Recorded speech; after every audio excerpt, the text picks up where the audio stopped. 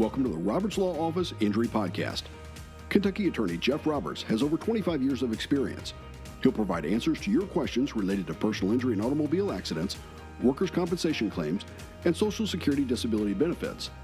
Let's join Jeff for this episode.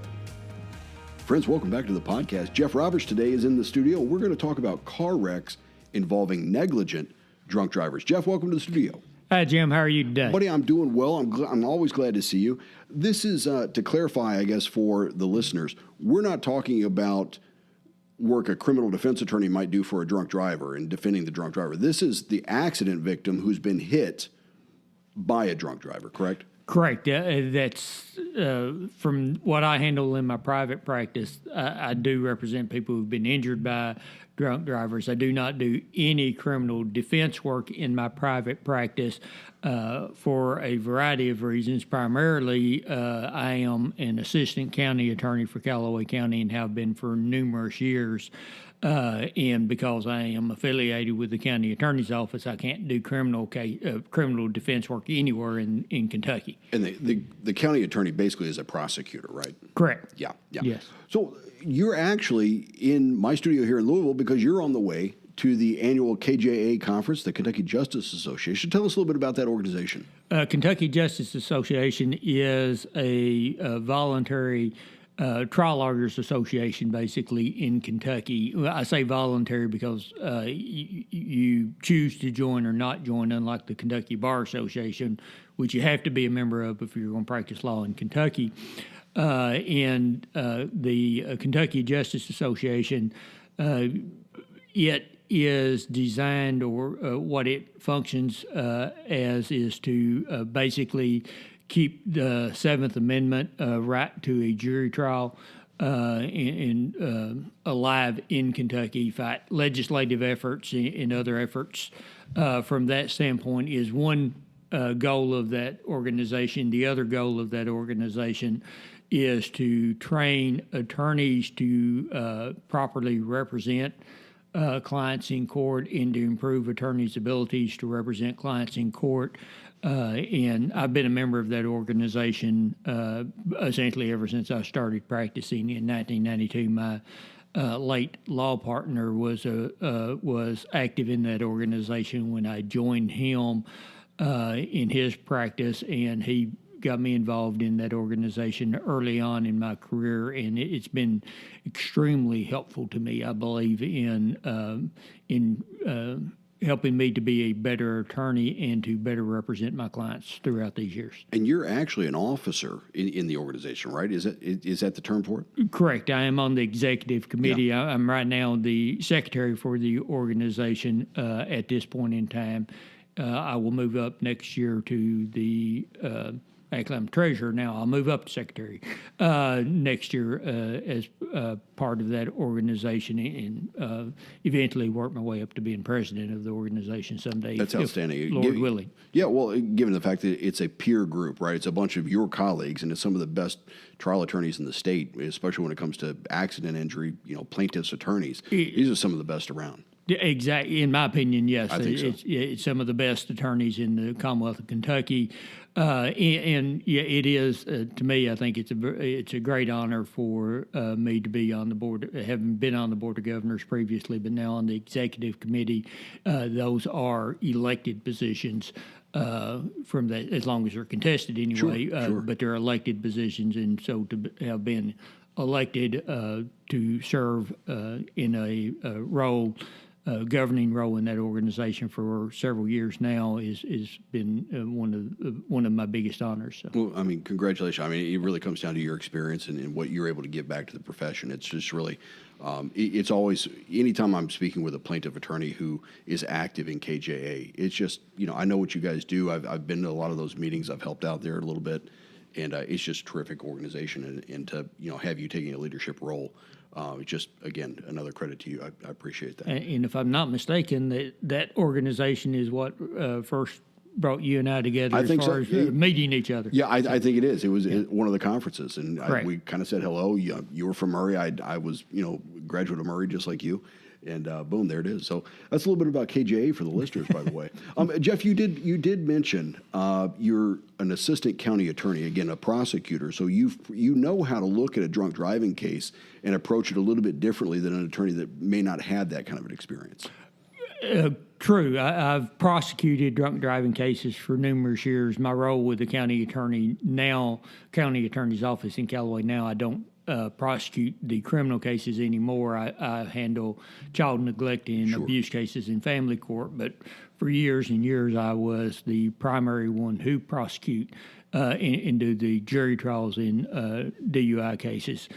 From that standpoint, and obviously interacted with police officers significantly in that role, and still interact with police officers significantly, but in talking to them about DUI cases and the tests that they use in determining whether someone is intoxicated or not intoxicated, in doing research on that and prosecuting those cases. So I'm very familiar with that, and it also led me to learning some other tricks in the word, but other ways to better represent my clients in my private practice when they've been involved in a collision with a drunk driver from that standpoint. One of the things that I learned from my prosecuting duties is going back to, if you get involved early enough, and that's part of it,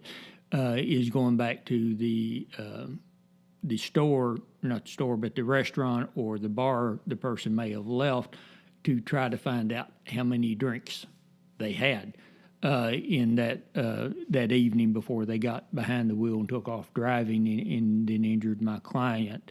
The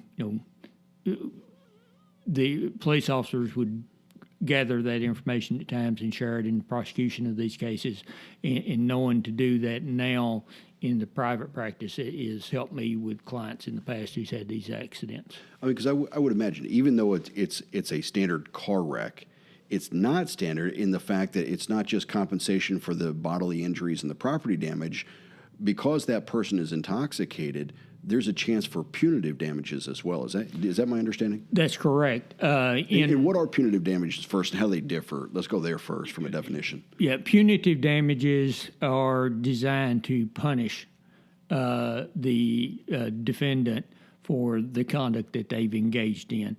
When you have when you get compensated for your medical bills, for your lost wages, for your pain and suffering, those are called compensatory damages. That's to compensate you for the injuries that you have sustained. Those are basically to make up for what you've lost as a result of the collision and the caused by someone else's fault. And it doesn't matter if in that type of case, as long as the other person was negligent, was at fault in causing the collision, then you're entitled to compensatory damages if you're injured in that wreck. Punitive damages kicks in only certain situations, and again, like I said, those are designed to punish the defendant for their actions. And in Kentucky, you've got to, there's basically a couple of different ways to get punitive damages, and you have a higher burden of proof on punitive damages than on normal damages. Normally, in a car wreck or any other negligence case, the burden of proof is establishing whatever you're trying to establish by preponderance of the evidence. But in punitive damages, you have to show clear and convincing evidence, which is a higher standard from that. And to get punitive damages, basically the plaintiff has to prove that the defendant acted with either oppression, fraud, or malice. Oppression and fraud come into something different than a drunk driving case as a general rule. But and when you think of malice, a lot of times you don't really think about that being, you're thinking of malicious conduct, intentional type of action to some extent. But under Kentucky law for punitive damages purposes anyway, it is basically defined as the defendant acted with flagrant indifference to the rights of the plaintiff and with a subjective awareness that such conduct would result in bodily harm or death. And obviously, any adult should know that getting behind the wheel of a vehicle when you're intoxicated is going to be potentially harmful for anybody and everybody else out on the roadway, as well as anybody in your own vehicle. I still got to think with your county attorney experience back in the day. I mean, you still have I won't say a unique or a special. I would just say you have a solid, bucket of experience that you can dip into. Again, as it relates to everything you need to do to go after that, establishing that negligence. I mean, that's another, I think, benefit of working with you. Well, and I do believe that my experience prosecuting cases has given me a greater insight into DUI cases, and more knowledge into that system, and more knowledge into the testing that's done by the officer. So when I'm questioning a police officer on the stand about how do you know this person, what clues were there that this person was intoxicated, what testing and all, I know ways to ask those questions that I wouldn't have known, or at least certainly would not have learned as early on in my career if I did not prosecute DUI cases for so many years. That makes a lot of sense to me. So, in a typical car wreck case, I mean, obviously we're looking at bodily injury, and even though you've got the compensatory damages where you're going to actually file a claim and go against the other person's insurance and try to get that, we also have this issue of PIP, and we've talked about personal injury protection coverage in a lot of different episodes. But just for the listeners, what is PIP coverage? That no-fault coverage they've probably heard about. What's it worth, and what does it cost to get? Yeah. PIP coverage, or personal injury protection coverage, and frankly, that's one of the. It's one thing that has multiple different titles for the same thing. Right. You hear some attorneys or some people call it no-fault coverage, others call it PIP coverage, others may call it basic reparations benefits, all the same thing. Basically what that is the coverage that's available to cover primarily medical and lost wage benefits. It can be used for other things as well, but in Kentucky, that's what you normally see it used for. And that's paid by the insurance company for the vehicle you're in the collision. And that's the reason it's called no fault. It doesn't matter who's at fault. The vehicle you are in is the one who pays that. So if a drunk driver hits your vehicle, crosses the center line, hits your vehicle, your own insurance is going to be the one to pay that PIP coverage, but they will eventually get reimbursed by the at-fault driver's insurance company later on down the road. And that's just the system. That's not somebody taking advantage of somebody else. That's just the system that protects us out there. But PIP actually comes in handy because it starts out at, $10,000 per person in the car, right? Yeah, $10,000 minimum per person in the car. You can purchase a greater coverage than that, and you can direct that coverage as well.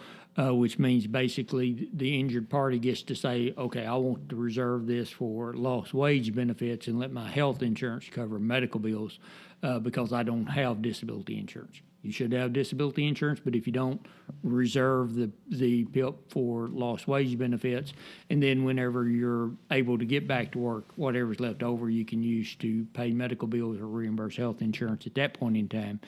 That whole process just sounds complicated. It's one of the reasons you might, if you're listening and you're involved or your family members involved, you might want to call a qualified attorney who actually does this. Don't call your family law attorney. Don't call your divorce attorney. Call a very experienced personal injury attorney. It can make a difference in how much money you put in your pocket from the exact same recovery, to be honest with you. If you have an attorney who knows, who does car wreck cases on a regular basis and day in, day out, like I do in my practice and others do as well, managing those PIP funds can make a difference on ultimately how much my client puts back in their pocket. Because if handled correctly, you can make that $10,000 of PIP funds cover $30,000 or more of medical bills at times, and so that can make a huge difference in the ultimate outcome in what the client walks away with, even for the exact same recovery, if it's handled correctly. If it's handled correctly, and then again with your other background, being able to know how to recognize, hey, there are punitive damages available potentially, and I know how to set the case up to hopefully prevail in that claim as well. Correct.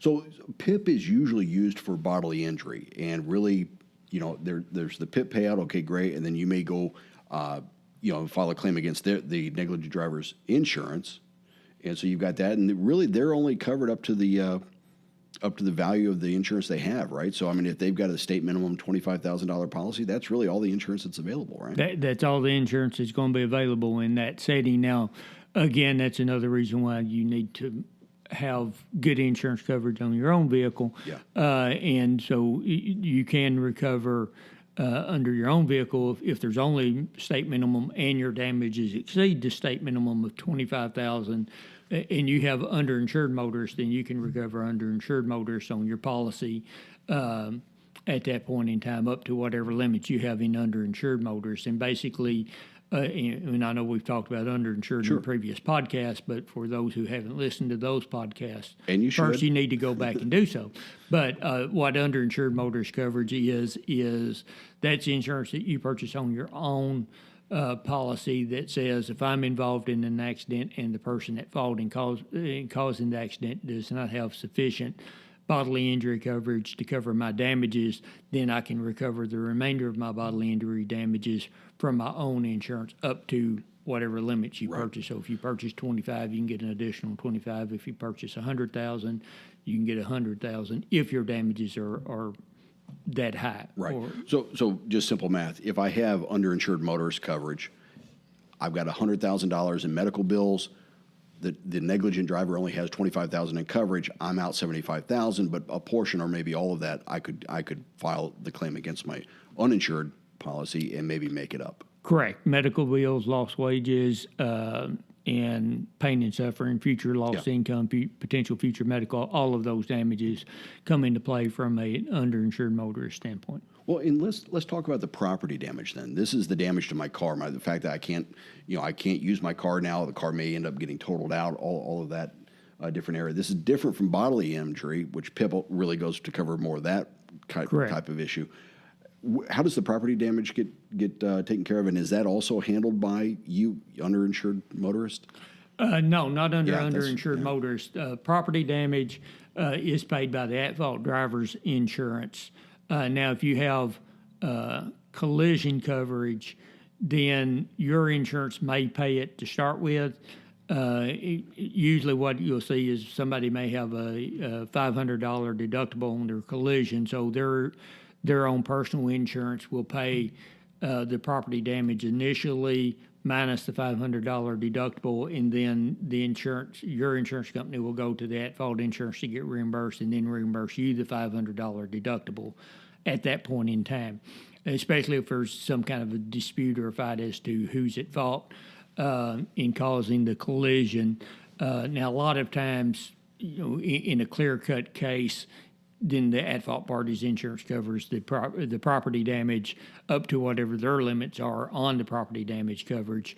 From that standpoint, I think $25,000 is the minimum property damage coverage in Kentucky, if memory serves me correctly, and I'm pretty sure it is.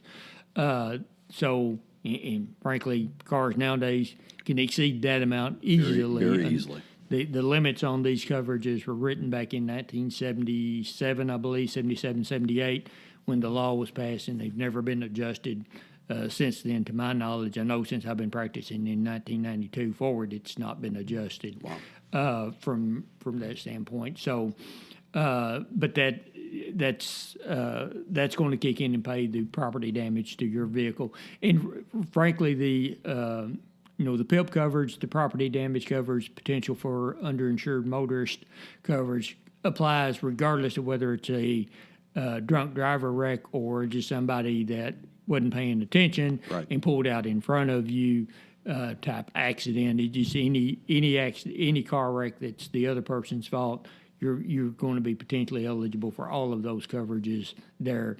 The drunk driving comes in, obviously there's different proof elements on establishing the drunk driving.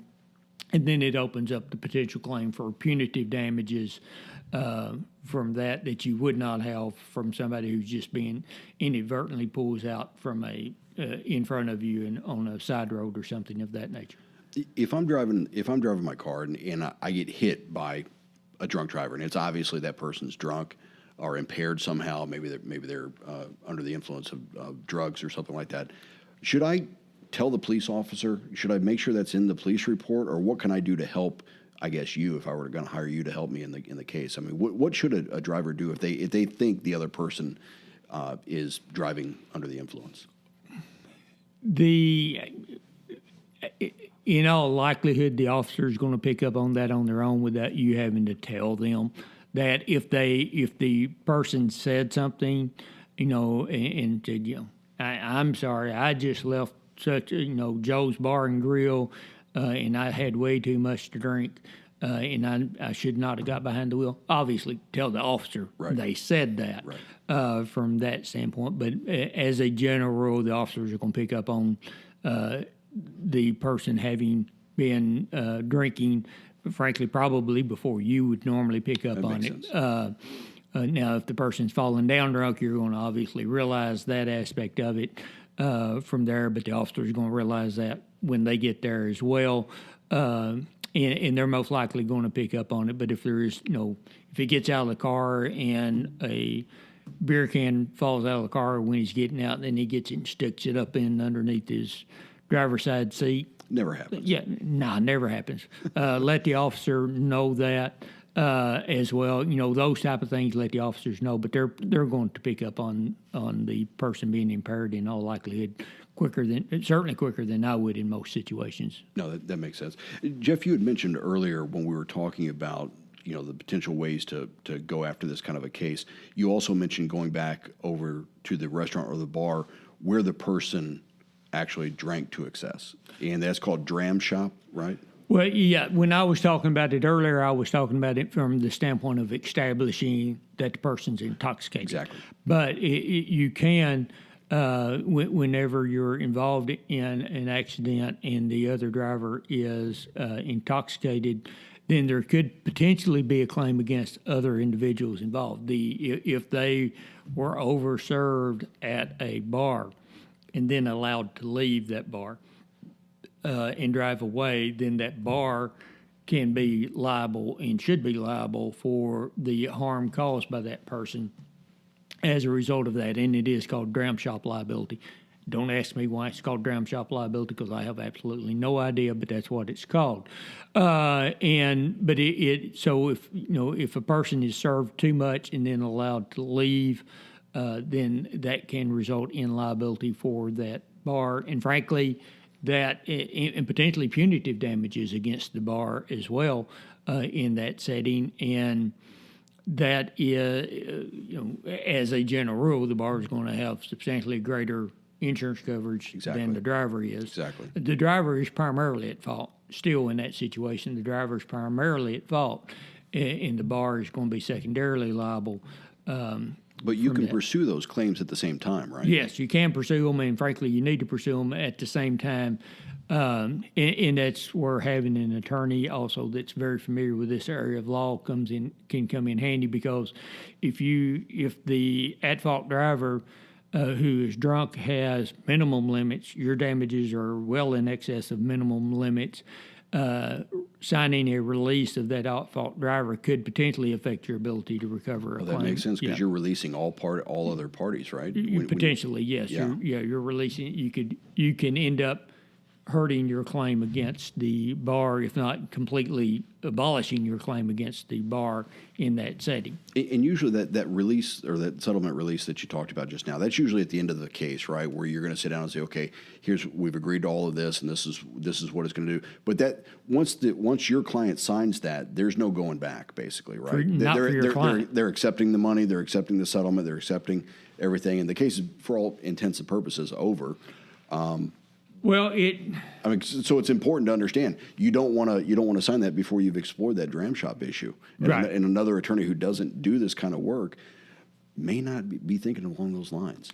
Correct, and that it applies when you have a when you settle a case with the at-fault party, then and sign the release for that at-fault party, it ends the case for the at-fault party. Now, you still may have your claim for underinsured motorist benefits. It could affect and eliminate the claim against the dram shop case against the bar that overserved the drunk driver in that setting from that standpoint. But there are situations where you can settle with one party and still have a claim against another party.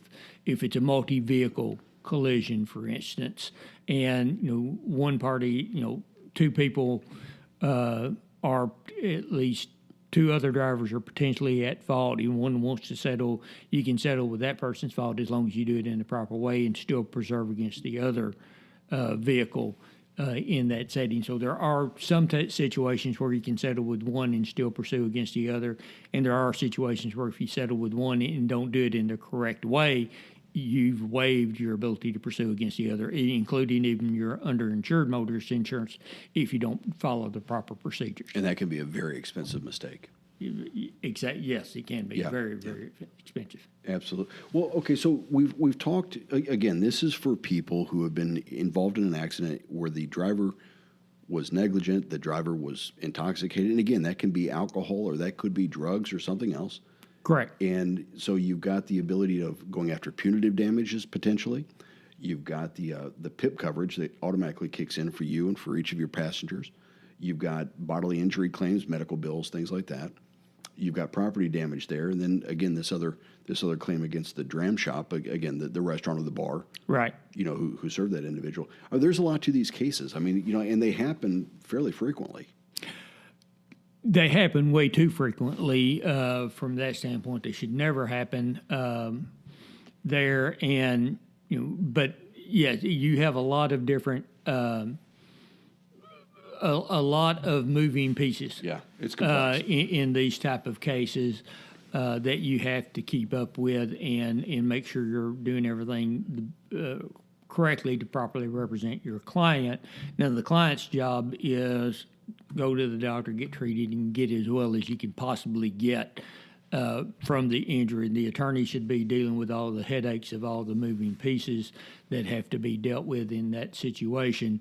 From there, but whenever you have a collision where the at-fault party was intoxicated, doesn't matter what they're intoxicated from, then it creates additional proof things that you have to contend with, but because of the potential for punitive damages and potentials for other claims, it's certainly in the client's best interest to explore all of those avenues before you try to resolve anything. Yep.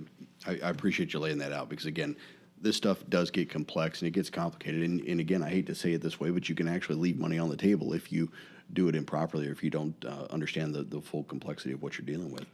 Jeff, correct. We've talked about this a little bit before, but I'd like to go ahead and wrap up the episode with the fact that you're based out of Murray, Calloway County. Correct. But you also have a new office over in Hopkinsville in Christian County. Yes, I've opened up a satellite office in Hopkinsville that I'm meeting clients at from there, and so far it's worked out well there, and so I have the ability to meet with clients in my Murray office, meet with clients in my Hopkinsville office. If the client wants to meet over the phone, we can do that. Or video call. Yeah, we can do video calls, Zoom, Microsoft Teams, whatever, from that standpoint. And, I have clients in other states. And so the video conferencing has worked out very well in speaking with them because I like to talk to people face to face, and I prefer it in the same room. But even if we're not in the same room with the video conference, I can tell when I'm talking to a client. Then if I try to explain things in everyday terms, just because that I like things explained to me in everyday terms. Exactly. And so I tried to do that, but I can, if I can see a person's face, I can tell if they're understanding or if I need to explain it in a different way. From that standpoint, number one. Number two, it also helps them when they're explaining to me their difficulties, which I need to know what my client's difficulties and where their pain is and what problems they're having. They can look at me and say, okay, he's not quite understanding what I'm saying, and they can explain it to me in a different manner as well. So it just works out well that we're able to have all of those different ways to meet with clients and interact with clients now. Well, I thought it was interesting. You said you had some clients outside of the state of Kentucky. You're licensed in the state of Kentucky, which means you could handle a car wreck case like this pretty much all throughout the Commonwealth. Correct. That's the possibility. But in Calloway County, in Hopkinsville, we have a lot of traffic that comes up through Tennessee. We have people that come over from Illinois for different things, and we have people just passing through the state on going anywhere, business or vacation. Right. There's a daggone good chance if they get injured in Kentucky, that case is actually going to be handled in Kentucky regardless of where they're from. Is that correct? Correct. Yeah, if the collision occurs in Kentucky, then the case is going to, at least as a general rule, the case is going to be handled in Kentucky from that standpoint. Now, if it's a Tennessee resident and the wreck is in Kentucky and they settle the liability portion of the claim, then the underinsured motorist portion of the claim could probably be pursued in Tennessee where the contract was purchased, and the same for Kentucky. I've got Kentucky clients who were injured in a Tennessee wreck. In the underinsured portion would be a Kentucky case, not a Tennessee case, or could be anyway. Because insurance is basically state specific. State specific, yes, and you can pursue it where the accident occurred. You can also pursue it where the contract was purchased. So you can pursue it in Kentucky or potentially in Tennessee from that standpoint. And of course, I've got clients that are truck drivers that live in other states where their work injury and car wreck and truck wreck occurred in Kentucky. So I'm handling that case for them. And while I'm licensed in Kentucky, I'm also licensed by the Social Security Administration in all 50 states, so I can handle a Social Security case anywhere. And in fact, this morning, by video conference, had a Social Security hearing where my client and the judge were in Oklahoma, and I was sitting in my office in Calloway County. Well, like you always tend to say, small town service, big city results. I mean, I love the technology we can use now. It just makes it so much easier for the client, I think, in a lot of ways. It makes it easier for the attorney sometimes, but it makes it very easy for the client. So, correct. Friends, if you're listening to this podcast and you're thinking, hey, you know what, I was in an accident, but I don't live in Kentucky, it just happened there. We just spent some time talking about why you probably ought to give Jeff a call. He can definitely take that, and he's got years of experience where he can sit down and really walk through that. It doesn't cost you anything to call him and just kind of talk about your concerns, talk about the situation, and he'll give you some very qualified legal advice. Jeff, if somebody wants to pick up the phone and call you, what's the best phone number they should use? The office number is 270-753-0053.